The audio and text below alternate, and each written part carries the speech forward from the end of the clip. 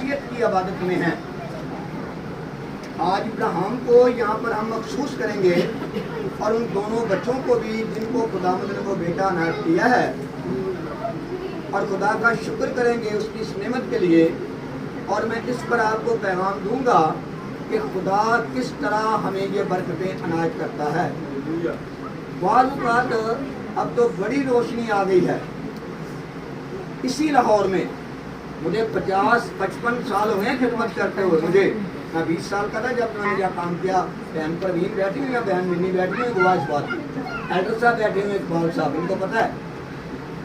تو یہاں پر بھی ایسا تھا کہ جب کسی بہو کو بیاہ کے لاتے تھے، بچہ ہونے میں دیر ہوتی تھی، معذرت سے میری بیٹی بیٹھی ہوئی ہیں، تو جلدی سے درباروں پر، مزاروں پر، پیروں فقیروں کے پاس ان کو لے جاتے تھے، تعویذ تاکہ کرواتے تھے۔ کسی کے مسل پہ بندھا ہوتا تھا، کسی کے پیٹ پہ بندھا ہوتا تھا، کسی کے گلے میں ہوتا تھا۔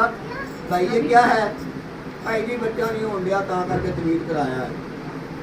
لیکن یہ بچے ہمیں تعویذوں سے نہیں ملتے، کسی پیر کے پاس، کسی فقیر کے پاس، کسی دربار کے پاس یہ پاور نہیں ہے۔ کس کے پاس پاور ہے؟ آئیے میں آپ کو دکھاؤں 127 زبور کی 3 آیت پاس نہیں پڑے گا۔ 127 زبور کی 3 آیت۔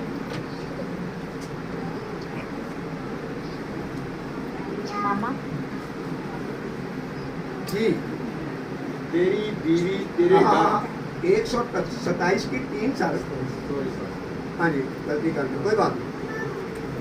دیکھو اولاد خدا کی طرف سے میراث ہے اور پیٹ کا پھل اسی سے اجر ہے۔ اور کوئی؟ دیکھو اولاد خداوند کی طرف سے میراث ہے اور پیٹ کا پھل اسی کی طرف سے اجر ہے۔ سن لیا جی؟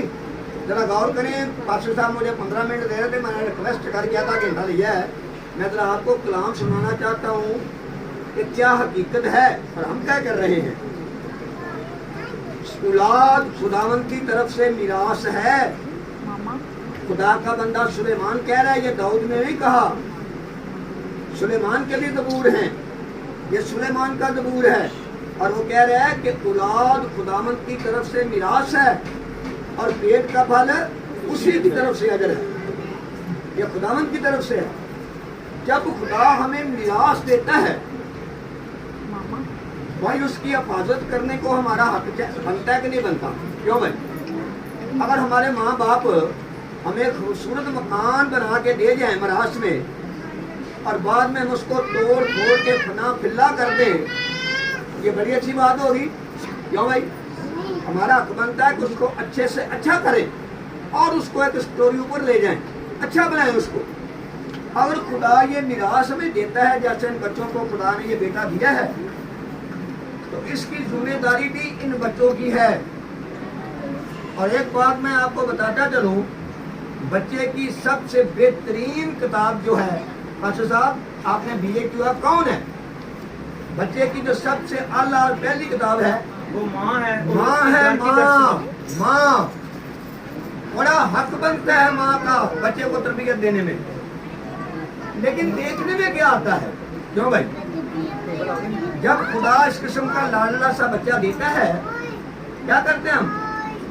پیو بانے کے نا توتی تے لمحہ پہ آ جاتا ہے، لیا نورا کو کام کر لے، انہوں بات نا اپنے ٹھڈ دے ایویں تے گندیاں گندیاں گالاں کھڑے گا لاڈ نالی، اور یہ چیزیں بچے کے ذہن میں آ جاتی ہیں۔ غلط ہے، یہ بالکل غلط ہے۔ جو ماں کا حق ہے بچے کو چرچ میں لے کے آنا، بچے کے ذہن کے مطابق چھوٹی چھوٹی باتیں اس کو سکھانا، بچے کو کلام کی تعلیم دینا، پھر وہ بچہ جب تربیت پا کے بڑا ہوگا بہترین خدا کا خادم بنے گا۔ اگر ماں ہی اس کو اچھے طریقے سے تربیت نہیں کر رہی، ماں ہی اس کو باپ کے خلاف ابھار رہی ہے، اپنے گھر میں یونین بنا رہی ہے، خرابی بن جائے گی۔ مجھے یاد ہے، آج میں 76 سال کا ہوں، جب میں چھوٹا سا تھا میرا باپ بھی پادری تھا، بہو تھا، تو میری ماں بڑی خدا پر عورت سی، اس نے مجھے مانگ کے خدا سے لیا تھا۔ ہم 4 بھائی ہیں، بڑا میں ہوں۔ میری ماں نے کہا خداوند اگر تو مجھے بیٹا دے वो मैं तेरी खिदमत के लिए दे दूंगी। अभी पता नहीं बाद में क्या था, जब मुझे खुदावंद ने उनको दिया तो मेरी माँ ने मेरा नाम सैमुअल रखा। जब मेरी मखसूसियत हुई मेरा नाम सैमुअल था और स्कूल में मेरा नाम सैमुअल चल रहा था, लेकिन लोगों को बोलना नहीं आता था। मैं फैक्ट्री में आया तो लोगों को बोलना नहीं आता था, खराब कर रहे थे, तो फिर मेरा नाम सरफराज रख दिया गया। नाम मेरा चेंज करके शनाख्ती कार्ड सरफराज के नाम पर बना मेरा, ठीक है। अच्छा, तो मेरी माँ मुझे ज़हन के मुताबिक छोटी छोटी कहानियाँ मुझे साथ लगा के सुनाती थी। कभी आदम और हवा की कहानी, कभी शमशून की कहानी, कभी दाऊद की कहानी, कभी यहूदा इस्करियोती की कहानी, कभी हननिया और सफीरा की कहानी, कभी दाऊद की कहानी। मेरे ज़हन के मुताबिक छोटी छोटी कहानी मुझे सुनाती थी। आज भी मुझे याद है, आज भी मुझे पता है कि मेरी माँ मुझे कहानियाँ सुनाती थी।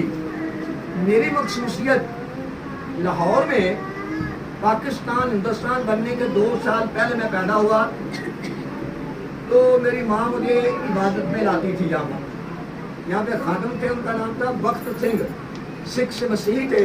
उन्होंने कन्वेंशन लगाई हुई थी और बड़े आला पाया के खादम थे, और उन्होंने आखिरी मीटिंग में कहा सारी बहनें अपने बच्चों को लेके आए ताकि मैं उनको ब्लेस करूं। माँ ने ला के सारे बच्चे चादरों पर लटा दिए, बीच में मैं भी था। मेरी माँ ने बताया तू भी था, तो पास्टर साहब ने उठ के दुआ की, आए खुदावन ये बच्चे जो तूने माँ बाप को इनाम में दिए हैं, तो मेरे सामने लाए गए हैं, मैं इसे तेरे सामने पेश करता हूँ और इन्हें तेरा खादम होते हुए मखसूस करता हूँ, ब्लेस करता हूँ और इन्हें तेरे हाथों में देता हूँ।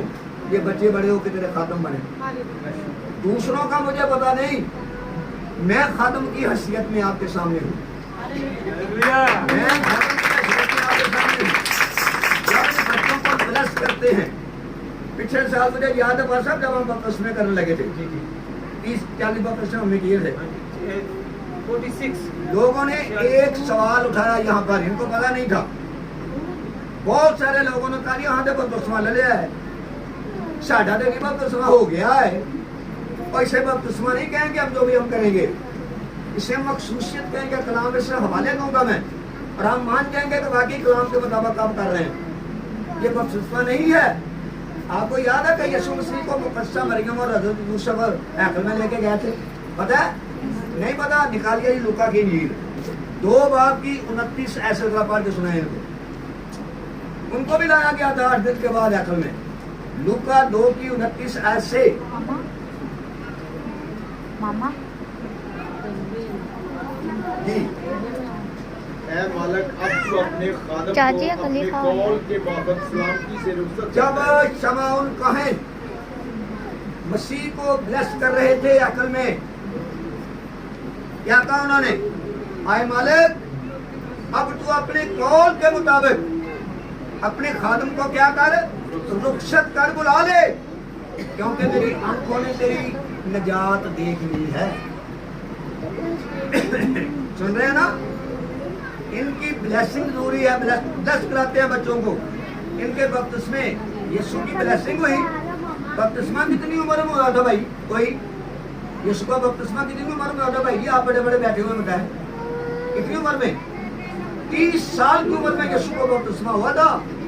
दरियाए यरदन में यूहन्ना ने 30 साल की उम्र में यीशु मसीह को बपतिस्मा दिया था। इस उम्र में बपतिस्मा नहीं होता, इस उम्र में ब्लेसिंग होती है, मखसूसियत होती है। हम इसे बपतिस्मे का नाम देके फिर रहे हैं। ये बपतिस्मा नहीं, ये ब्लेसिंग है।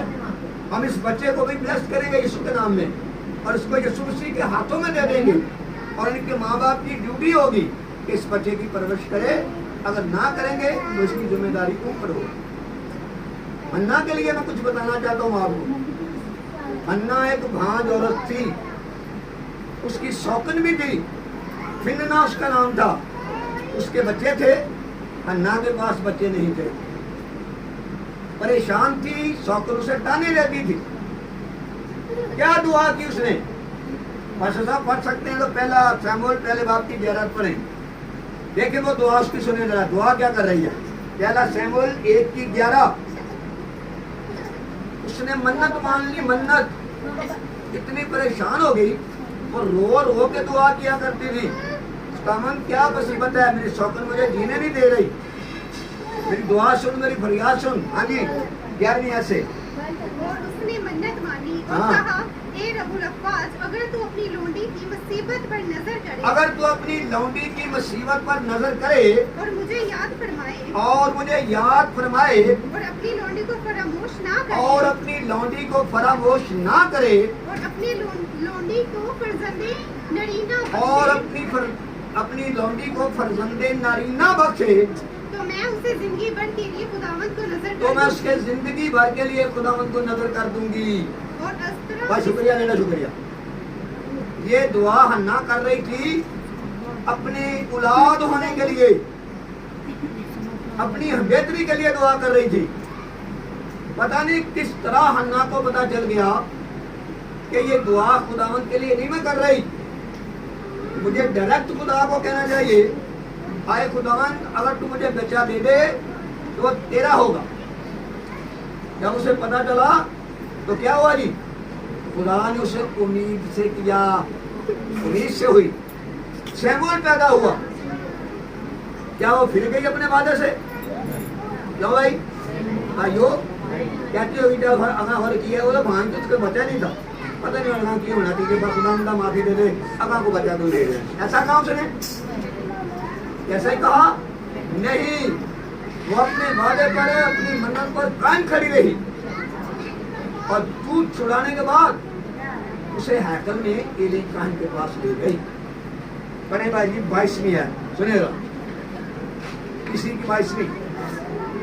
लेकिन हन्ना ना गई क्योंकि उसने अपने खामन से कहा, जब तक लड़के का दूध छुड़ाया ना जाए मैं यही रहूंगी। जब तक लड़के का दूध छुड़ाया ना जाए मैं यही रहूंगी, मैं नहीं जाऊंगी वहां पर। मैं चाहती हूँ कि इसको हमेशा हमेशा के लिए वहां पे छोड़ दिया जाए ताकि ये खुदा का बंदा बने, खुदा का खत्म बने। 28वीं आत्मा ही बने। 28वीं। इसीलिए मैंने भी इसे खुदावंद को दे दिया, इसीलिए मैंने इसे खुदावंद को दे दिया है, ये अपनी जिंदगी भर के लिए खुदावंद को दे दिया ये गया। जिंदगी भर के लिए खुदावंद को दे दिया गया है।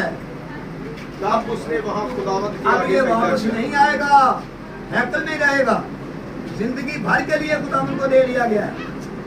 अच्छा, मेरा सवाल है, यहाँ पर अच्छी बहनें बैठी इस्लाम को जानने वाली, शमूएल के बाद भी खुदा ने हन्ना को वो बच्चे दिए थे कि नहीं भाई जी? कितने बच्चे थे उसके? शमूएल के बाद कितने बच्चे थे? 5 बच्चे, 5। 3 बेटे 2 बेटियां। क्यों 5 बच्चे थे? 4 क्यों नहीं दिए? 6 क्यों नहीं दिए? क्यों भाई? ये 5 का अदद खुदा के फजल को पेश करता है। हन्ना पर खुदा का फजल था।